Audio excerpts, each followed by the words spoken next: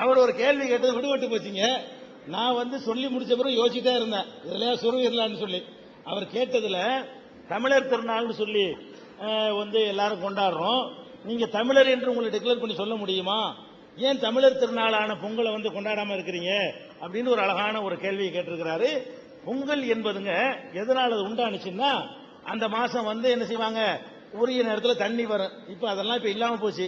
தையில வந்து என்ன செய்வாங்க, அறுவடை செய்வாங்க. தை மாசம் வந்து அறுவடை செஞ்சு சம்சாரியுடைய வாழ்க்கையில் அது வந்து அன்னைக்கு தான் வளம் சேர்க்கக்கூடிய நாள், உழைப்புடைய பயனை அவன் பெறக்கூடிய நாள். வீடு வாசலுக்கு நெல்மணி வந்தா தான் அந்த மற்ற செல்வங்கள்லாம் இருக்கும். அதை கொண்டாடுகிற விதமாக என்ன செய்வார்கள்னா மகிழ்ச்சியை வெளிப்படுத்துவாங்க. இதுக்குத்தான் இதை கொண்டாடினால் அன்னைக்கு நல்லபடியா சாப்பிட்டு அதெல்லாம் செஞ்சால் அதுல வந்து எந்த ஒரு மாற்று கருத்தும் கிடையாது. ஒரு மனிதன் தனக்கு பாக்கியம் கிடைக்கக்கூடிய நேரத்தில் அதற்கு நன்றி செலுத்தும் விதமாக அவன் எதை செய்தாலும் குற்றம் கிடையாது. ஆனால் இது நாளடைவில் என்னவாக இப்ப ஆகி இருக்கிறது என்று சொன்னால், மூட நம்பிக்கைகளின் தொகுப்பாக இதுக்கு மாற்றப்பட்டு விட்டது. என்ன மூட நம்பிக்கை தொகுப்பு? பொங்கல் என்ற பெயர்ல சூரியனை கடவுளாக பாவித்து அதுக்கு வழிபாடு நடத்தக்கூடிய ஒன்றாக மாறி இருக்கிறது. சூரியன் கடவுள் கிடையாது, அது கடவுளுடைய படைப்பில் ஒரு படைப்பு. சூரியன் மாத்திரம் இந்த உணவு உற்பத்திக்கு காரணம் கிடையாது. சூரியன் இருந்து காவிரியில் தண்ணி விடலைன்னா சோறு கிடையாது.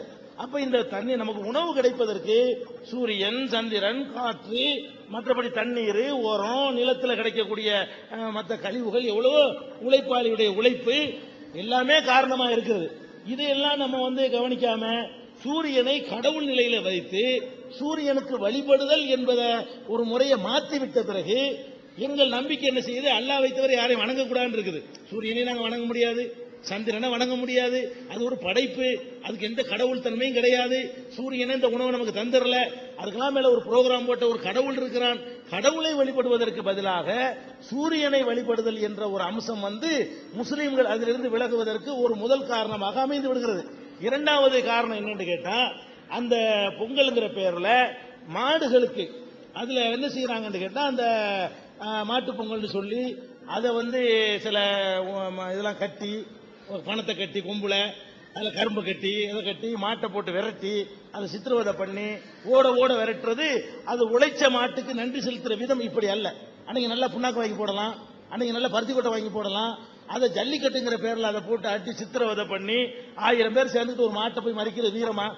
ஒரு மாட்டுக்கு ஒண்டி கொண்டு போய் பாரு, ஒரே ஒரு மாட்டு வாயிலா ஜீவனை போயிட்டுக்கிட்டு 1000 பேர் சேர்ந்து விரட்டி சித்திரவதை பண்ணி தனக்குத்தானே வேதனைப்படுத்தி கொண்டு இதுகளெல்லாம் நடக்கக்கூடிய நேரத்தில் இது விழா கொண்டாடுகிற விதம் இது வல்ல என்று இஸ்லாம் எங்களுக்கு இஸ்லாம் என்ன சொல்லுதுன்னு கேட்டா, எந்த பண்டிகை நீங்கள் கொண்டாடினாலும் உங்களுக்கும் கேடு இழைத்துக் கொள்ளக்கூடாது, அடுத்தவங்களுக்கும் கேடு இழைத்துக் கொள்ளக்கூடாது, கொள்கையிலையும் காம்ப்ரமைஸ் பண்ணக்கூடாது என்று இஸ்லாம் சொல்லுகிறது. அதனாலதான் எங்க முஸ்லீம் பண்டிகையில பாத்தீங்கன்னா நாங்க பட்டாசு வெடிக்க மாட்டோம், அடுத்த ஆளுக்கு தொந்தரவு அது செய்ய மாட்டோம். அதே மாதிரி வந்து வேற மாதிரி ரோட்ல நிப்பாட்டிக்கிட்டு அந்த வாழ்த்து சொல்றோம், பஸ் நிப்பாட்டி புத்தாண்டு வாழ்த்துன்னு சொல்றாங்க பாருங்க, அந்த மாதிரிலாம் சொல்ல மாட்டோம். நல்லா தின்னுங்க பருகுங்க, பெருநாள் நடத்துங்க, நல்ல ட்ரெஸ் போடுங்க, நல்ல வகையா சாப்பிடுங்க, நல்லா குடிங்க. குடிங்கன்னா தண்ணி இந்த பானங்களை சொல்றேன், போதை பொருள் இல்ல, நல்லா குடிங்க. உங்களை மாதிரி அக்கம் பக்கத்து வீட்டுக்காரனு உன்னை கொடுங்க, இது ஓகே. நம்ம என்ன பண்றோம், அந்த அந்த நாளில வந்து நச்சு புகை வெளியாகுதுன்னு விஞ்ஞானிகள் சொல்றான், கோர்ட்டு தீர்ப்பளிக்கிறான். காது அந்த டெசிபல் ஒரு மனிதனுடைய காது எவ்வளவுக்கு தாங்குமோ அதை தாண்டின டெசிபல்ல தான் பட்டாசுகள்லாம் விடப்படுது, காதை பாதிக்குது. அந்த நச்சு புகையினால மூச்சு பாதிக்குது, சில குடிசைகள்ல விழுந்து வீடுகள் பாதிக்குது. இது வந்து சந்தோஷம் கொண்டாடுகிற விதமா இது அப்படிங்கிற அடிப்படையில் இஸ்லாம் சில நெறிமுறைகளை சொல்லுது. நம்ம சந்தோஷமா இருக்கலாமே தவிர அடுத்தவனையோ அடுத்த ஜீவனையோ கஷ்டப்படுத்தி சந்தோஷமா என்கிற மேட்டர் தான் எங்களை தடுக்குதே தவிர நாங்க தமிழர் இல்லைன்னு இப்படி சொல்ல முடியும். தமிழ் பேசினா தமிழன் தான், தமிழ் பேசுற ஒருத்தன் தமிழன் தான், மலையாளம் பேசுறவன் மலையாளி தான், ஆங்கிலம் பேசுறவன் ஆங்கிலம் தான், இந்தி பேசுறவன் இந்திக்காரன் தான்.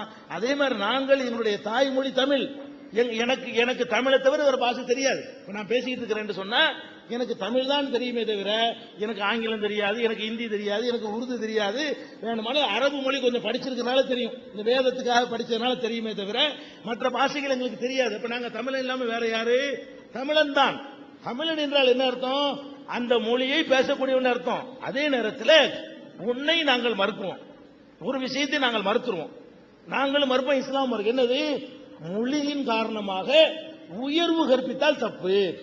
தமிழன் என்று நீங்க தமிழ் பேசுறதுனால் நீங்கள் உசந்தனம் கிடையாது. அரபி பேசுற காரணத்தினால் அரபி பேசுற வசதி கிடையாது, உருது பேசுற காரணத்தினால் அவன் வசதி கிடையாது. உயர்வு தாழ்வு கற்பிப்பதற்கு நடத்தை காரணமா இருக்கணும், நல்ல பண்பாடுகள் காரணமா இருக்கணும், உன்னோட உள்ள திறமைகள் காரணமா இருக்கணும்.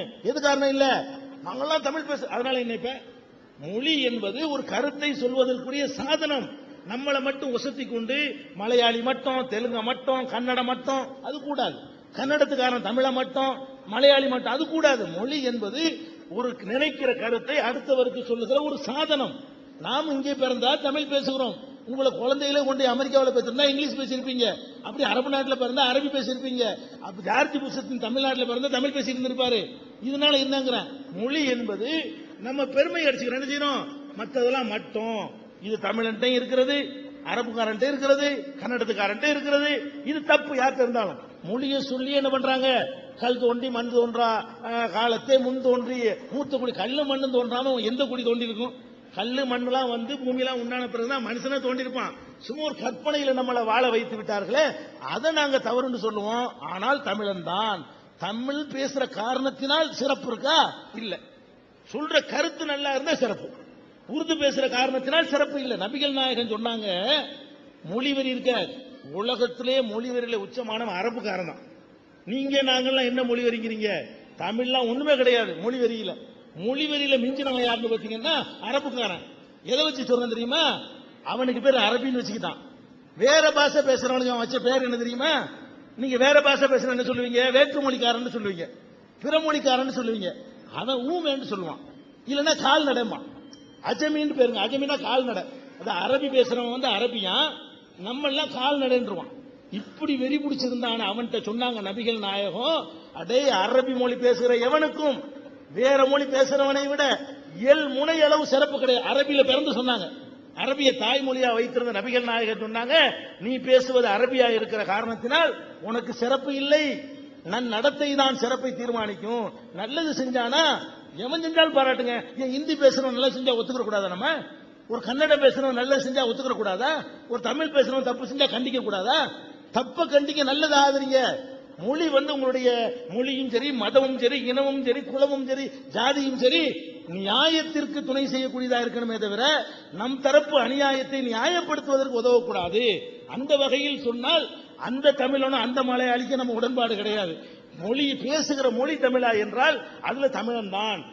தமிழ்நாட்டுக்காரன் தமிழ்ல பேசினா தான் தமிழ் மக்களுக்கு பயன்படும் என்ற கொள்கையில் நம்ம உறுதியா இருக்கிறோம். அடுத்து